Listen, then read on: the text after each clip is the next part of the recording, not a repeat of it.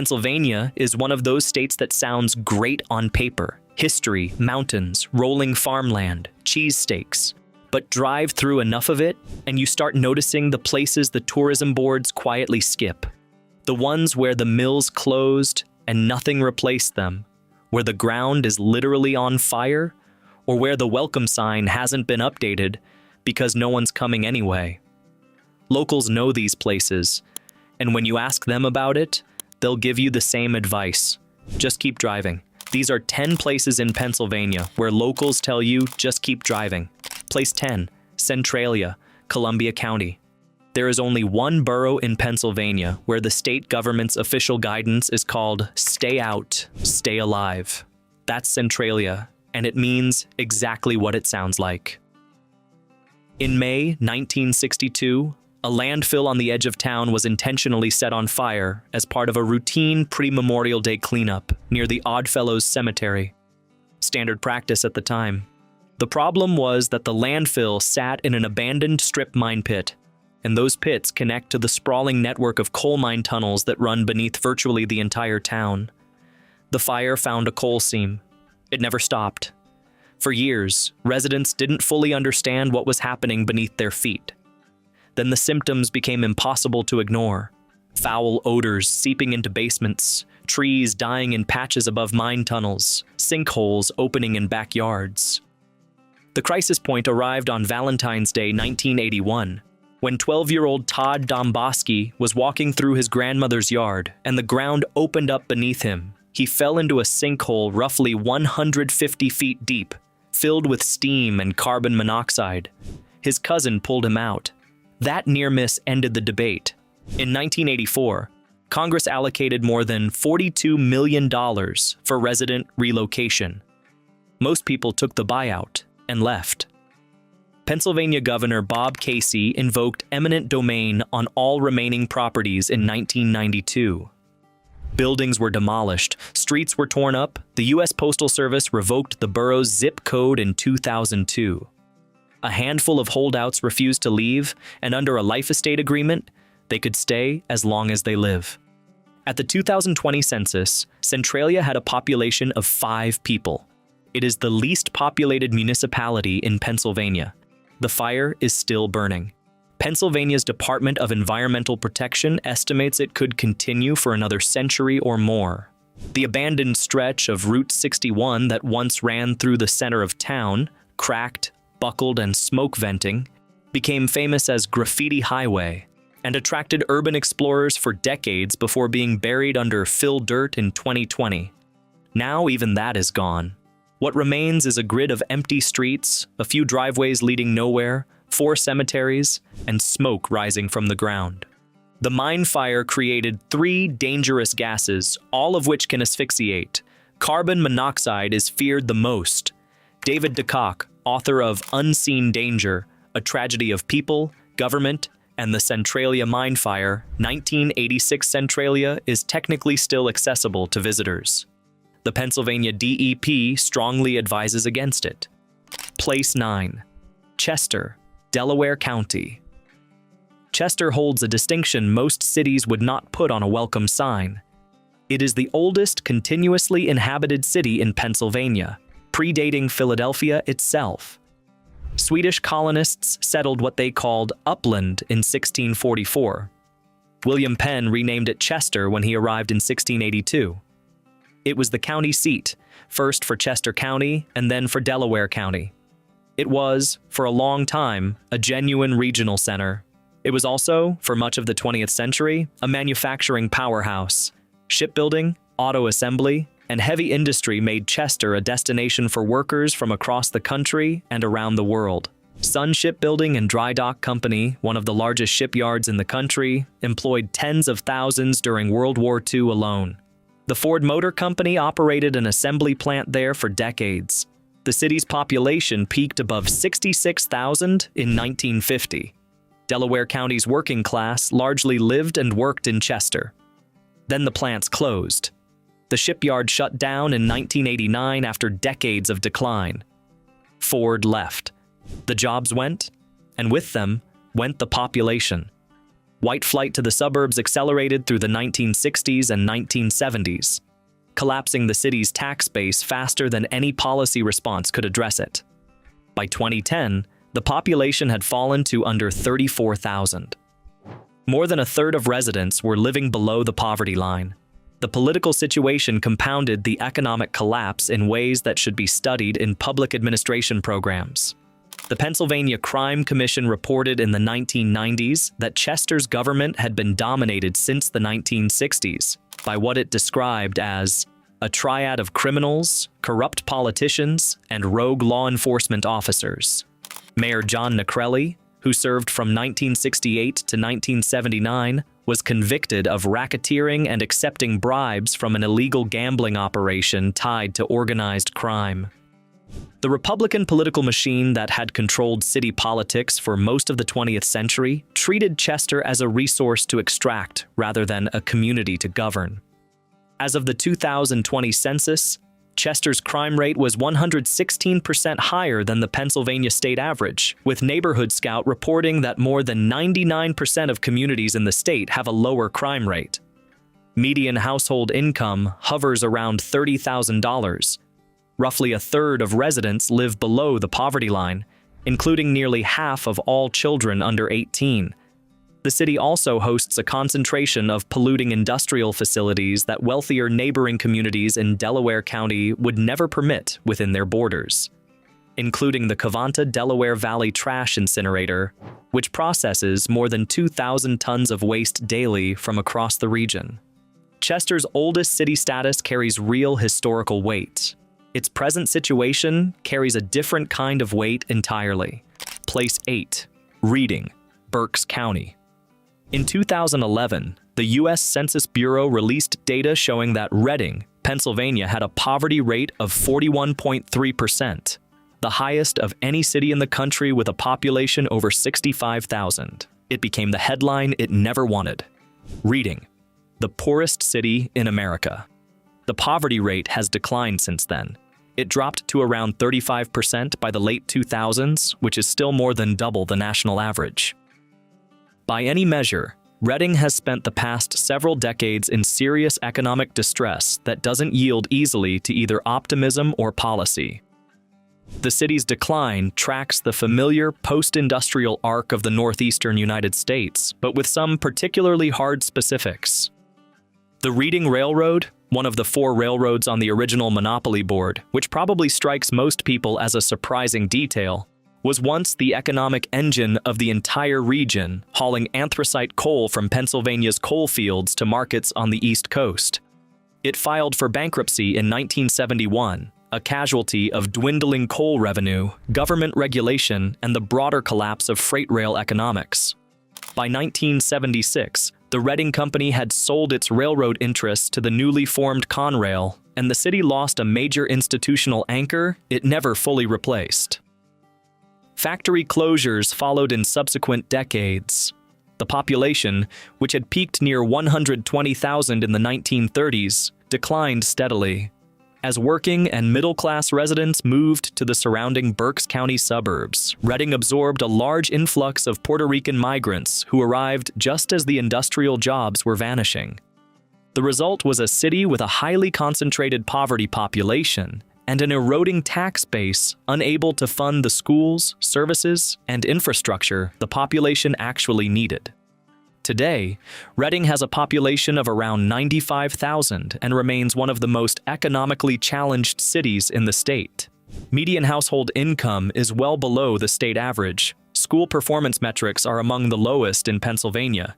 The city is physically striking in places. Its setting along the Schuylkill River and the surrounding hillsides can be genuinely beautiful. And that contrast between the setting and the condition has a way of making the situation feel more poignant, not less. Place 7. Braddock, Allegheny County. In 1889, Andrew Carnegie built the first public library he ever funded in Braddock, Pennsylvania. By that point, he'd already built the Edgar Thomson Steel Works just down the road in 1875.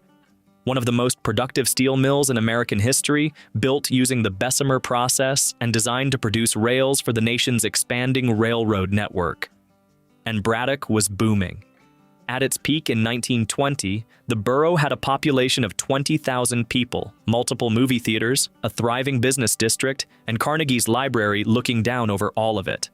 The old saying, according to people who remember those years, was that if you couldn't get it in Braddock, you couldn't get it anywhere.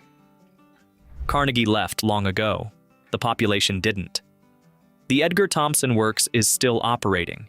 It's one of the oldest continuously running steel mills in the country, currently employing around 650 workers. But that's down from thousands. As automation and global competition restructured the steel industry over the post-war decades, jobs at Edgar Thomson became a fraction of what they once were. By the 1980s, the Mon Valley steel collapse had hit Braddock along with every other mill town along the Monongahela River. Population fell by over 80% from the 1920 peak. Blight spread through entire blocks. The Carnegie Library, still standing and still operating, became a symbol of a prosperity the borough could no longer sustain. John Fetterman, now a U.S. Senator, served as Braddock's mayor from 2006 to 2019 and became nationally known for his efforts to revitalize the borough, attracting media coverage, artists, and small businesses, with the argument that Braddock represented a raw, affordable frontier for people willing to bet on a struggling community. Some of those bets have paid off. A brewery opened. A restaurant opened in the building Fetterman owns. Pennsylvania Governor Josh Shapiro formally ended Braddock's distressed municipality status in 2023 after officials stabilized the borough's finances. That's real progress. It doesn't change the fact that the borough still has around 1,700 residents on 800 acres of land that once housed 20,000. And that the Edgar Thomson plant, which still anchors Braddock's tax base, is aging steel infrastructure in a global market that has never been more uncertain. That mill is a big ugly chunk of steel to some people, but we think it's beautiful and mysterious and crazy.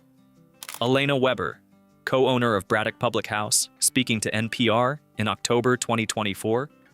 Place 6, McKeesport, Allegheny County. McKeesport sits at the confluence of the Youghiogheny and Monongahela rivers, about 15 miles southeast of Pittsburgh. For much of the 20th century, that location made it one of the most important steel-producing communities in western Pennsylvania. National Tube Company, a subsidiary of U.S. Steel, operated a massive pipe and tube manufacturing complex there that, at its peak, employed over 10,000 workers.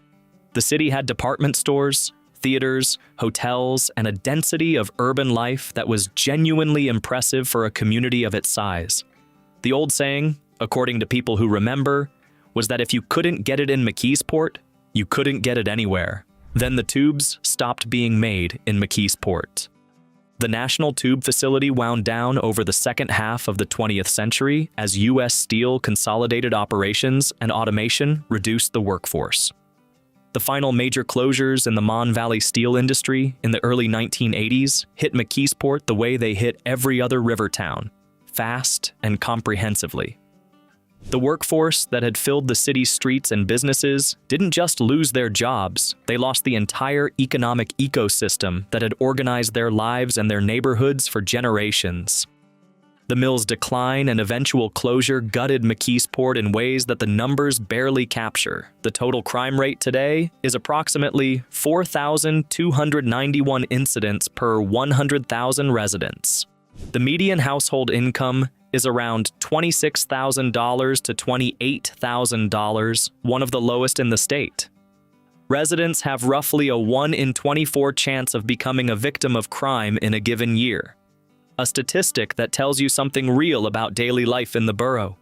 The population has fallen from a peak of around 55,000 in 1940 to under 18,000 today.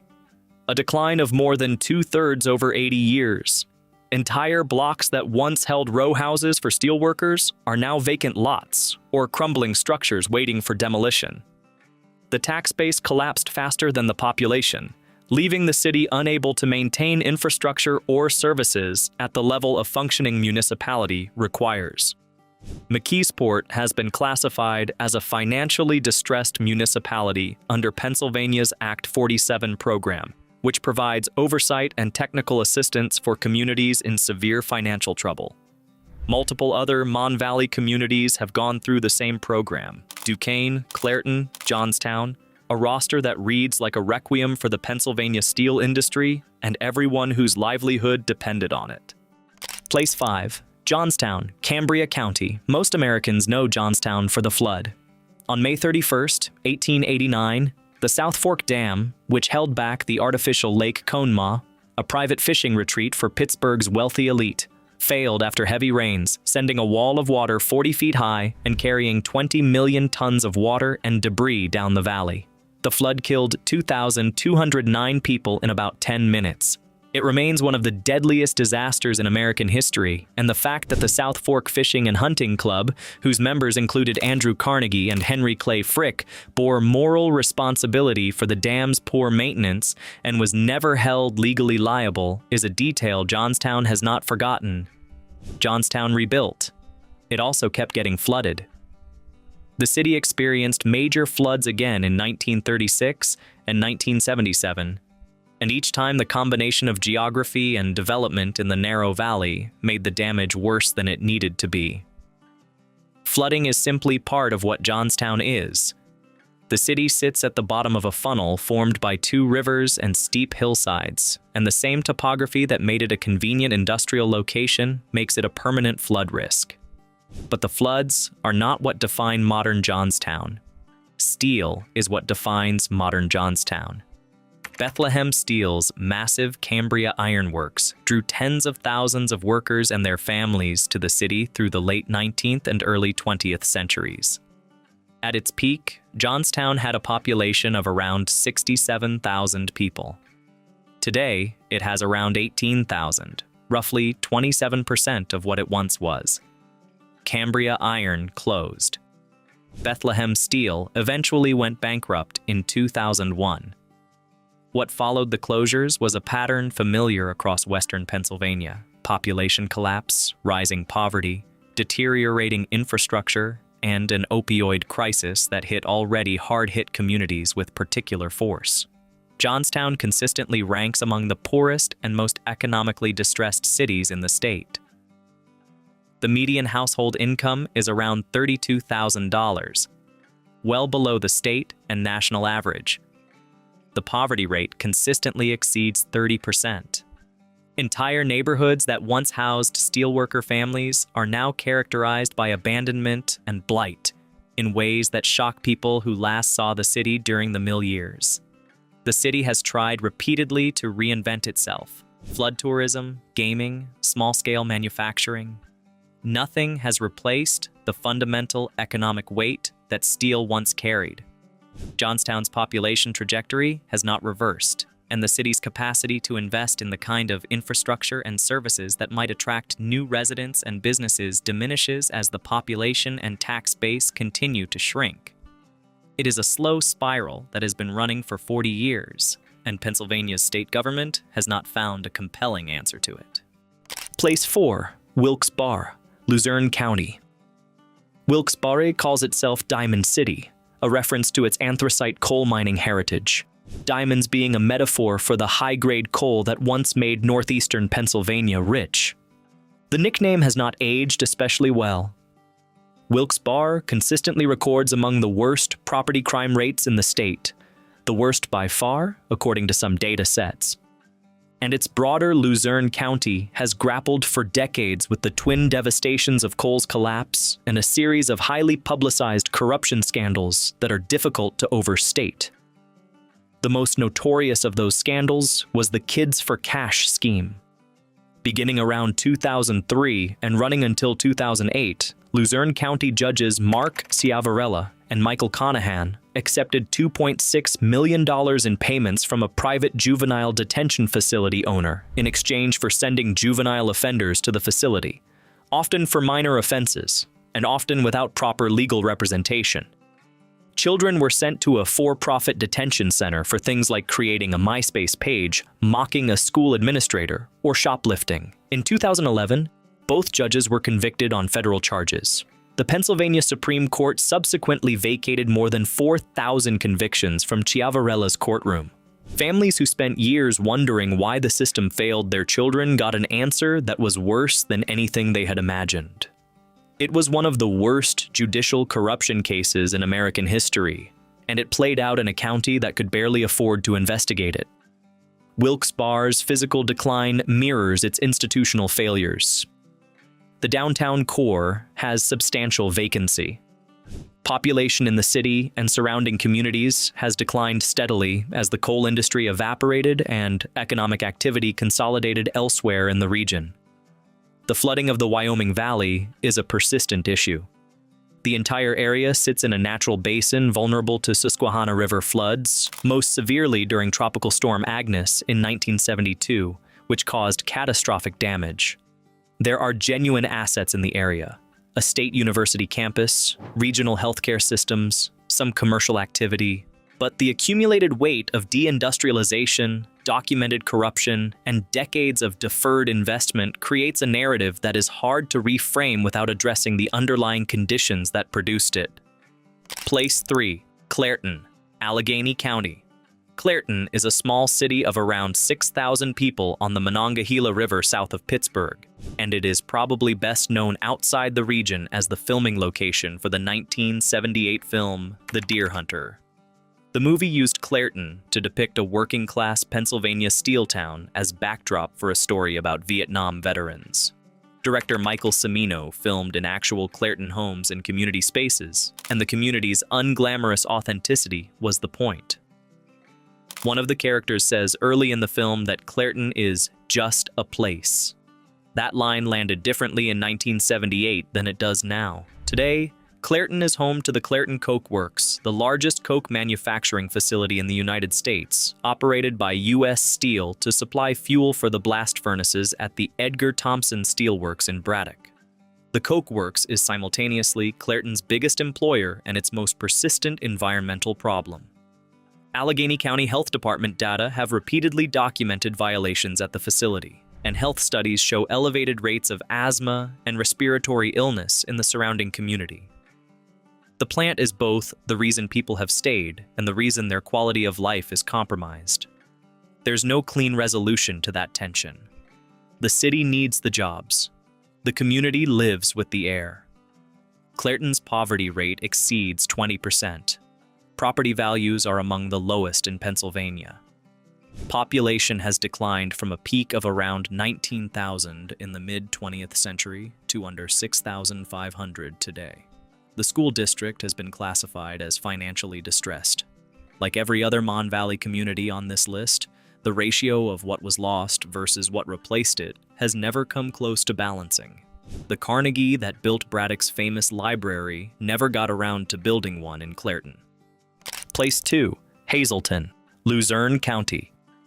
Hazleton sits in the heart of Pennsylvania's anthracite coal region in Luzerne County, high on a ridge between two valleys. It was a significant coal mining center in the late 19th and early 20th centuries, and like every other Pennsylvania coal town, it declined as the industry declined. The demographic and economic mix it was left with when the coal economy dried up was not a strong foundation for recovery. What makes Hazleton's recent history somewhat different from the other communities on this list is the nature of its more recent population shift. Beginning in the early 2000s, Hazleton experienced a substantial influx of Latino immigrants, primarily from the Dominican Republic, Mexico, and Puerto Rico, attracted by available low-cost housing and proximity to warehousing and distribution employment in the surrounding region. The city's population, which had been falling for decades, actually grew during this period. By the 2020 census, Latino residents made up approximately 2/3 of Hazleton's population. The reaction from longtime residents was, to put it diplomatically, mixed. In 2006, then-Mayor Lou Barletta pushed through the Illegal Immigration Relief Act, an ordinance that attempted to penalize landlords who rented to undocumented immigrants and businesses that hired them. Federal courts struck down the ordinance as unconstitutional. Barletta, who later served in Congress and ran unsuccessfully for the U.S. Senate in 2022, became a nationally prominent figure in the anti-immigration movement, largely as a result of the Hazleton fight. The underlying economic conditions that the immigration debate played over never improved substantially. Hazleton still struggles with poverty, crime, and limited economic opportunity. The median household income remains well below state and national averages. What the city has now is a large, relatively young immigrant population navigating a place whose infrastructure and institutions were built for a different economy and a different set of residents. A combination that has produced a community in ongoing tension, not just with external forces, but with its own internal contradictions. Place 1. Kensington, Philadelphia. Technically, Kensington is a neighborhood within Philadelphia rather than a separate city, but it merits its own entry because it has become known nationally and internationally as the center of one of the most visible open-air drug markets in the United States. Kensington was once a working-class manufacturing neighborhood, part of Philadelphia's industrial core. Textile mills, carpet factories, and manufacturing plants employed generations of workers through the 19th and early 20th centuries. When those industries left, the neighborhood followed the arc familiar from every other entry on this list: declining population, rising poverty, abandonment. The housing stock, built for an industrial workforce that no longer existed, deteriorated. Block after block of row homes went into disrepair, then vacancy, then demolition. What happened in Kensington in the 2000s was a specific iteration of the opioid crisis that became both more visible and more severe than almost anywhere else in the country. By the mid-2000s, Kensington Avenue, the main commercial street, had become synonymous with mass outdoor drug use, overwhelmingly fentanyl and its analogs. Photographs and videos circulated nationally and internationally. The physical postures of people in active opioid overdose became one of the defining images of the American drug crisis. Philadelphia's overdose death rate was among the highest of any major American city, and a significant proportion of those deaths were concentrated in and around Kensington. I've been a nurse for 20 years. What I see on Kensington Avenue is unlike anything I've seen in a hospital. It's a humanitarian crisis playing out on a public sidewalk. A Philadelphia emergency room nurse, quoted in a 2019 Philadelphia Inquirer report on the Kensington drug crisis. The crisis did not come from nowhere. Pharmaceutical companies aggressively marketed opioid painkillers to physicians in economically distressed regions through the late 1990s and 2000s. When prescription opioids became harder to obtain, cheaper heroin filled the gap. When fentanyl, exponentially more potent than heroin, entered the supply chain, overdose deaths spiked dramatically. Kensington was on the wrong end of every one of those transitions simultaneously. Philadelphia has invested in treatment infrastructure, encampment clearances, harm reduction services, and policy interventions. The situation remains severe. Kensington Avenue is not a place most Philadelphians send their out-of-town guests, and the advice locals give about it is the same advice that applies to most places on this list.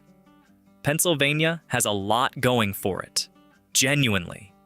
The history, the landscape, the food, the universities, the sheer visual variety of a state that goes from flat farmland to mountain ridges to Delaware River Valley to the industrial Mon Valley to the Lake Erie shoreline. It's not a boring state, but it also has a long trail of communities that were built on industries that left, and where the people who stayed have been dealing with the consequences ever since. Coal, steel, textiles, manufacturing. Each industry built something specific and real, and each one's departure unmade something equally specific and real. The towns on this list are not cautionary tales about bad decisions. They're places where the economy made decisions that the residents didn't get a vote on, and where the bill has been paid in unemployment, disinvestment, health consequences, and declining populations for decades since. These communities are not monolithic. Braddock has a brewery now. Reading has community organizations working genuinely hard. Chester has residents who've lived there for generations and aren't going anywhere. Centralia has 5 people who apparently decided that living on top of a burning coal mine beats moving to wherever the alternative is. That's something, even if it's a peculiar something. But if you're planning a road trip through the Keystone State and you ask a local for advice about any of these places, there's a reasonable chance you know what you're going to hear. If this was useful, hit the like button. It helps more people find this kind of content. And if you want more on the history and present of places most travel guides skip entirely, subscribe. New videos go up regularly.